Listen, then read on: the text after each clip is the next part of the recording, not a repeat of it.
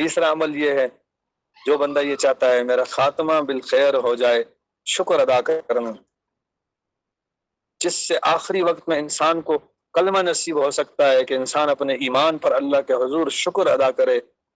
اللہ رب العزت کا یہ فیصلہ ہے، لَإِن شَكَرْتُمْ لَأَزِيدَنَّكُمْ، کہ اگر تم میری نعمتوں کا شکر ادا کرو گے میں اپنی نعمتیں تمہیں اور زیادہ عطا کروں گا۔ تو اللہ رب العزت جو ایمان والی نعمت عطا کی ہے، ہم اللہ تعالیٰ کا شکر ادا کریں کہ میرے مولا تیرا کتنا بڑا کرم ہے، تو نے ایمان کی توفیق عطا فرما دی۔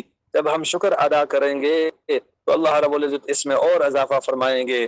ایک بزرگ تھے، ان پر اللہ تعالیٰ کی بڑی نعمتیں تھی، اور وہ ڈرتے تھے کہ کہیں ایسا تو نہیں کہ میرے سارے عملوں کا بدلہ دنیا میں مل گیا ہے اور آخرت میں کہہ دیا جائے اذهبتم طیباتکم فی حیاتکم الدنیا واستمتعتم بها۔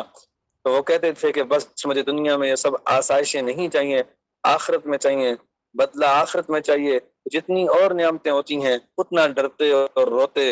ایک دفعہ ان کے دل پر عجیب کیفیت ہوئی، کہنے لگے یا اللہ میں بار بار آپ کو فریاد کرتا ہوں، میرے مولا مجھے اور نعمتیں نہیں چاہیے، آپ نعمتیں دیے چلے جا رہے ہیں۔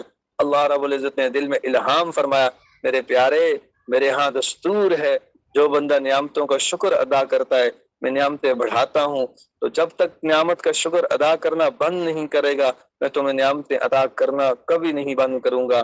تو اللہ نے ہمیں ایمان کی نعمت عطا فرمائی، کتنا بڑا اللہ کا کرم ہے، اس پر شکر ادا کرنا چاہیے۔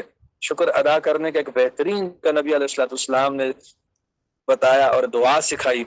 قربان جائیں محبوب دو عالم صلی اللہ علیہ وسلم پر، کیا احسانات ہیں ان کے امت کے اوپر۔ فرمایا صبح و شام یہ دعا مانگو، رضیت باللہ ربا، میں اللہ سے راضی کہ وہ میرا رب ہے، وبمحمد نبیہ، اور میں محمد صلی اللہ علیہ وسلم سے راضی کہ میرے نبی ہیں، وبالاسلام دینا، اور میں اسلام سے راضی کہ وہ میرا دین ہے۔